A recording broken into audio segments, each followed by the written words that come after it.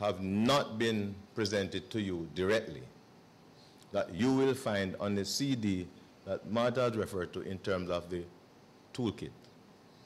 We created 2 toolkits. One toolkit that deals with the environmental management aspect of things, that you will be able to, even without prior experience, to go through with intelligence, identify what's relevant to your organization, and get going, irrespective of size. Don't buy the whole thing one time. Just take it bit by bit and make it as relevant as possible to your organization. But make a start. Make a start. With regards to the energy component of things, there are a number of draft memos that are presented. They were originally created by the U.S. Department of Commerce before the U.S. Department of Energy. Okay? So I had those back in the 70s, modified them for our Jamaican businesses. So I do not think even the DOE has the knowledge that those really exist, because those were prepared before the DOE was created, but it's directly related to the DOE effort afterwards.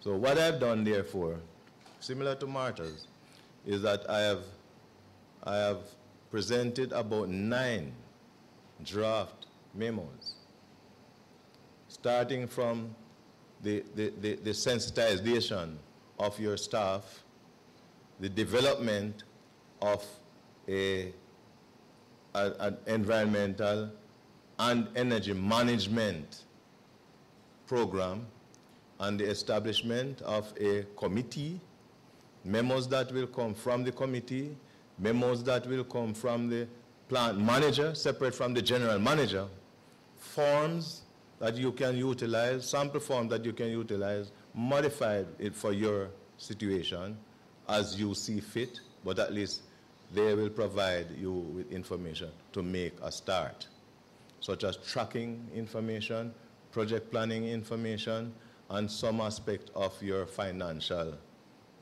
calculations that should be pursued. I have also, you will recall, I dealt with the matter of bringing all the energy units to a single unit, such as kilowatt hours per so on, so per liter, right? Converted, sorry. Yes, whatever you have per liter or per whatever unit, converted to kilowatt hours. So you'll be able to determine what is your total equivalent energy utilization for your plant. So I've put that in as well too. I'd like to just give you a clear idea of what you should expect. Environmental management and energy management as a combined effort, a combined program. Because if you can combine them both, you'll find that it will certainly reflect on the bottom line. Because there are some things that might be identified, such as the superfluous use of materials or the potential for waste to become fuel. And therefore, whatever you reduce in terms of superfluous use of materials will definitely impact on the energy and water that might be required to handle those as well. So here we have the inter-office memo. Then there'll be a program initiative that provides you with information on what is your effort is going to be all about. Then a committee selection of individuals, etc. Meeting agenda, even the meeting agenda, we have a draft on that. Plans for survey, future surveys, memos regarding the energy project, fuel and power efforts that will be dealt with. Unit ratio, that's what I just mentioned a while ago. Capital projects, there will be a table in there that would list the capital projects related to energy and it includes information on the payback period. That's how the, paper trail as it regards to energy projects. Do-it-yourself kit, that is the kit that will assist you to determine your energy index. As a matter of fact, there are, if you go to a number of the websites abroad that deals with energy, such as the Canadian, the developed countries' websites, you'll find that they would even provide energy index information for buildings, the type of buildings, for type of industrial activity. If you're involved in say, dairy processing, they would provide you with an example of the energy index for a dairy processor that you can, kind of determine where you are in the scale and how competitive or how effective you are. And of course, I have a document that addresses the financial valuation and the financial evaluation of energy projects, where I try to provide for you the how to determine how you can determine your project payback period and your return on investment. So once you have that information, you can therefore deal with the matters of energy and environment in a very effective way, bringing everything to dollars and cents. So what this toolkit will go to inform you is the matter of environmental management and energy management, culminating in dollars and cents relationship. Okay, thank you very much. I thought you would have brought us up to date in respect to energy hybrids, technology. Energy where are we? Hybrids? Energy hybrids? Hybrids, yes. Solar, biogas, et cetera, and to give us some linkages with the people who possess the technology.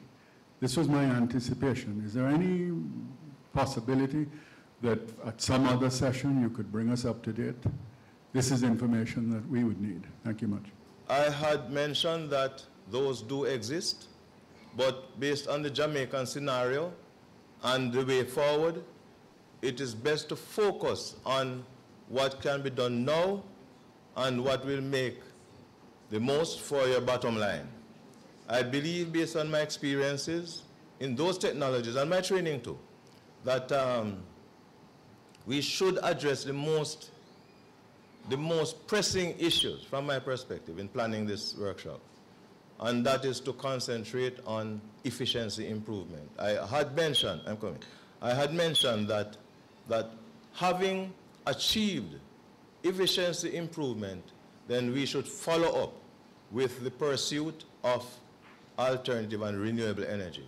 Now, that I had mentioned too, that subject would not be a prime focus of this workshop, but certainly it behoves us to look at those technologies and determine how they might be applicable to our environment. But from a personal perspective, and to keep everything tight, I'd rather if we set aside those and deal with what can make money for those who want to survive now.